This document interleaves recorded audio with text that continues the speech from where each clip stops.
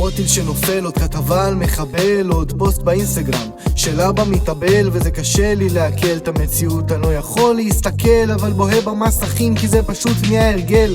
אז שוב נופל לחדשות וסרטונים קוראים לעצור את הכיבוש והפשעים, בזמן שריח הטרור עוד לא עזב את המצעים, ולחצי מדינה עוד לא הגלידו הפצעים בנשמה.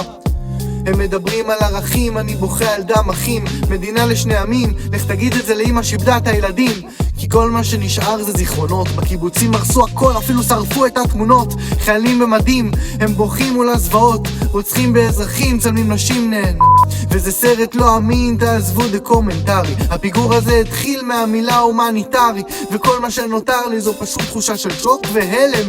כי בא לי לשבור שתיקה ולכלוא כבר את בצלם. חברים שלי בחזית מול מחבלים ללא צלם אנוש, ונעלי הירי אוסרים לירות להם בראש. לוחמים מסכנים את חייהם בעזה ואיו"ש, ופוליטיקאים דואגים לכמה יש להם בראש. הבעיה האמיתית היא לא הדמוגרפיה מסביבנו, המלחמה הרצינית היא הטינה שבתוכנו. אשמתו זו אשמתה, זה חילונים, זה הדתה, זה אתה, אתה הראש, אתה השם, אתה גדול, אתה השם.